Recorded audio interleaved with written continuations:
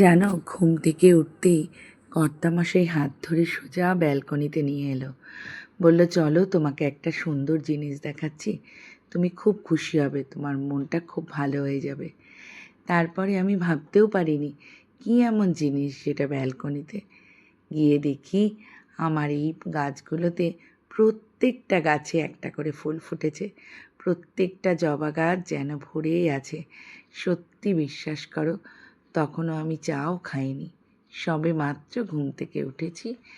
আর এত একটা আনন্দ লেগেছে। এই ছোট্ট জবাটা লক্ষ্মী জবা, প্রচুর ফোটে জানো। খুব ভালো লাগে, বিশ্বাস করো। যদি নিজের হাতে করা গাছে একটা ছোট্ট নয়নতারা ফুলও ফোটে, সেটাও অনেক আনন্দের। যাক, কেমন লাগলো আমার ছোট্ট বাগানের ফুল। আর ও হ্যাঁ, এই যে দেখছো নীলকণ্ঠ, সেও কিন্তু ফুটতে শুরু করেছে। রোজ আমার মনের বিশ্বাস, ভোলে বাবার আমি স্নান করানো জলটা দিই। যাই হোক, ফুলের পর্ব শেষ করে পুজো কমপ্লিট করে চলে এলাম রান্নাঘরে কাঁকরোল আলু ভাজা খেতে, মানে ভাজাটা বানাতে। আসলে ছেলে বেরোবে তো, তার জন্য এগুলো আমার সব তাড়াতাড়ি করতে হয়। তোমরা কে কে খাও কাঁকরোল দিয়ে আলু দিয়ে ভাজা? আমার তো দুর্দান্ত লাগে। যাই হোক, তারপর রান্নাটা শেষ করলাম, একটু মাছ করে নিলাম। সব কিছু যখন শেষের পথে হলো, তখন সোজা বেরিয়ে গিয়েছিলাম ভীষণ প্রয়োজনীয় আর একটা নিজস্ব জরুরি কাজে। ভীষণ দরকারি কাজ, যেটা নাকি অন্য কেউ গেলে হবে না। এইভাবেই তো সব কাজগুলোকে কমপ্লিট করতে হয়। আকাশটা দেখো, পেঁজা তুলোর মেঘে কি আনন্দই না দিচ্ছে আমাদেরকে। তারপর বাড়ি ফেরার পথে আমার প্রিয় জায়গায়, মানে আমার ছোটোবেলাকার জায়গায়, দেখছি পুজো মণ্ডপের আলো দিয়ে দিয়েছে।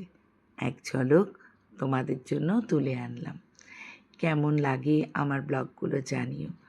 তোমাদের নিশ্চয়ই সবার পুজোর বাজার হয়ে গেছে, আর যদি নাও হয় নিশ্চয়ই হবে এবার। খুব ভালো করে তোমরা পুজোয় আনন্দ করো। আমি 2 দিন খুব ব্যস্ত, বিশ্বাস করো। আমি রিপ্লাই করতে পারছি না, কারোর পরিবারে যেতে পারছি না। তোমরা কেউ দুঃখ পেও না, আমি নিশ্চয়ই যাব, সব করব। আসলে পুজো পর্যন্ত প্রচণ্ড ব্যস্ততা।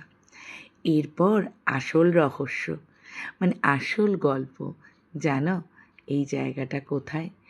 কলকাতার নামকরা বিখ্যাত পুজো, যেটা নাকি আমার কর্তামশাইয়ের পুরনো পাড়া। এটা হলো উত্তর কলকাতার কাশীবোস লেনের পুজো। চলো তোমাদেরকে এক ঝলক দেখিয়ে দিই। মা আসেনি ঠিকই, তবে অসাধারণ মণ্ডপ সজ্জা আমি ভাষায় প্রকাশ করতে পারবো না। অসাধারণ। তোমরা প্রত্যেকে যেও, প্রত্যেকে দর্শন করো। আমার ক্যামেরায় আমি সাধ্য মতন চেষ্টা করলাম তোমাদের জন্য তুলে ধরতে। আসলে কর্তামশাইয়ের একটু চেনা পরিচিত বলেই আমাদেরকে ভেতরে ঢুকতে দিল। আমরা বেশ খানিকক্ষণ মণ্ডপ সজ্জার কাজ দেখছিলাম। কত কাজ, তাই না? এটাও একটা বড় কাজ। যাক, আজ গল্পটা এইটুকু। আবার আসবো, ভালো থেকো তোমরা।